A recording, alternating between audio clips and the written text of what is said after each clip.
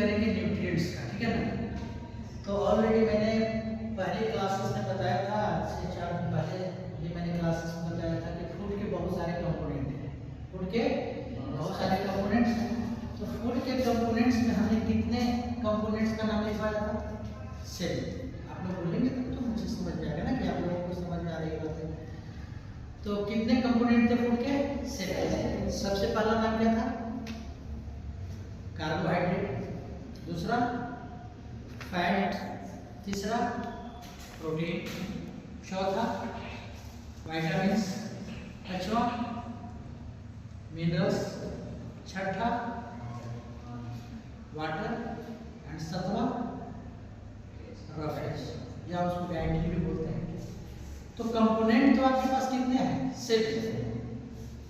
Component होना अलग बात है और फूड में न्यूट्रिएंट्स होना अलग बात है। हम उसी को न्यूट्रिएंट्स बोलेंगे जो फूड वैल्यू को रखता है।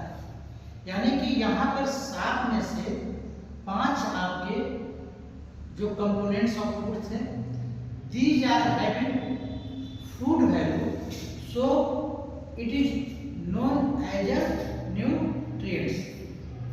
इसका मतलब है कि आप कह सकते हैं कि जिनके पास फूड वैल्यू है वही क्या रखेंगे? वही कहलाएंगे न्यूट्रिएंट्स। यहाँ तक ठीक है? तो इन सारी चीजों के बारे में हमने डिटेल्स में भी पढ़ा था और सबसे ज्यादा डिटेल्स में हमने पढ़ा था विटामिन की बातें किया था। विटामिन्स कितने प्रकार के होते हैं? 2 प्रकार के मैंने बताया था। एक विटामिन्स जो वाटर में क्या है? सॉल्युबल है, और दूसरा क्या था? जो फैट में सॉल्युबल है। तो वाटर में जो सॉल्युबल था उसको हम उस विटामिन को हमने क्या बोला था? Vitamin B and C, and remaining जो हो जाएंगे ए, डी, ई, के। ये सारे के सारे विटामिन कैसे? फैट में सॉल्युबल। यहाँ तक बातें क्लियर थी? तो मैंने मैक्सिमम चीजें आपको कवर किया था। सारे लोगों का मैंने आपका केमिकल लेवल बताया था, इसका सोर्स क्या हो सकता है, इसका फंक्शन क्या होता है, सारी चीजें मैंने डिटेल्स में बातें किया था। तो अब हम लोग इस जगह पे आए हैं कि अब हम लोग टेस्ट करेंगे कि कौन सा फूड में न्यूट्रिएंट्स अवेलेबल है। तो यहाँ पर टेस्ट फॉर फूड न्यूट्रिएंट्स, इसका मतलब है कि फूड में न्यूट्रिएंट्स की हम लोग क्या करेंगे? टेस्टिंग करेंगे। तो यहाँ पे एक स्टेटमेंट मैंने लिखा है कि there are so many nutrients present in the food, but हम लोगों को तो पता होना चाहिए ना। तो हम लोग कैसे पता करेंगे? तो उसको हम लोग को आइडेंटिफाई करने के लिए, किसको आइडेंटिफाई करने के लिए? प्रेजेंस ऑफ न्यूट्रिएंट्स किसके सहायता से करेंगे? टेस्टिंग के सहायता से। तो यहाँ पे हेडिंग बनाया है टेस्टिंग फॉर न्यूट्रिएंट्स, और न्यूट्रिएंट्स जो है क्या है? यहाँ पे स्टार्च किसमें है? जो हमारे पास फूड है कार्बोहाइड्रेट, उसमें जो न्यूट्रिएंट्स पाया जाता है वो किस फॉर्म में पाया जाता है? स्टार्च। इसका मतलब है कि हम लोग किसका टेस्टिंग करेंगे? स्टार्च। तो यहाँ पर मैंने लिखा कि I we know that common carbohydrates present in our food is क्या है? स्टार्च। ये स्टार्च हमारा क्या है? न्यूट्रिएंट्स है। अब way of testing, way of testing, not a test, way of testing. सबसे पहले बेटा हम क्या करेंगे कि सबसे पहले हम लोग एक टेस्टिंग एजेंट लेंगे। क्या लेंगे? टेस्टिंग एजेंट, जिसका नाम क्या है? आयोडीन। ये आयोडीन कैसा है? डाइल्यूटेड आयोडीन का सोल्यूशन। बेटा डाइल्यूटेड का मतलब होता है कि कोई भी सोल्यूशन है अगर उसमें वाटर की मात्रा बहुत ज्यादा हो जाएगा as a compare to the iodine, तो उसकी को हम लोग क्या करेंगे? डाइल्यूटेड होगा। यानी कि सिंपल सी बात है, आप समझिए कि वाटर की जो क्वांटिटी हो क्या हो जाएगा? ज्यादा हो जाएगा। दूसरा क्या है? तो दूसरा हमारे पास क्या है? फूड है। और कौन सा फूड है? Food is a carbohydrate. अब इसी पर हम लोग को क्या टेस्ट करना है? टेस्टिंग न्यूट्रिएंट्स टेस्ट करना है। आइए यहाँ पर मैंने लिखा है कि यहाँ पे देखिए एक बॉक्स में हमने लिया है क्या? कार्बोहाइड्रेट। दूसरा बॉक्स में हमने क्या लिया है?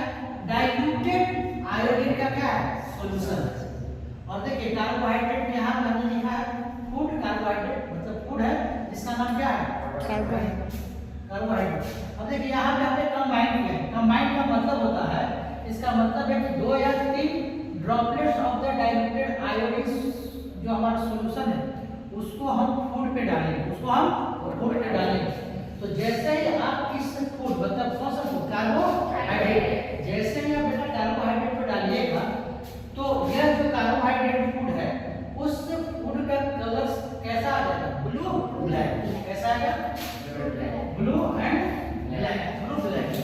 अगर ब्लू ब्लैक आ गया तो आप बोलेंगे कि वो हमारे पास जो फूड है, चाहे फूड कुछ भी हो, अगर उस पर आप आयोडीन को डाल रहे हैं, आयोडीन को डालने के बाद अगर उसका कलर ब्लू ब्लैक हो जाता है तो आप ब्लाइंडली कह सकते हैं यह जो हमारा फूड है, इस फूड में न्यूट्रिएंट्स पाया जाता है। और कौन सा न्यूट्रिएंट्स पाया जाएगा?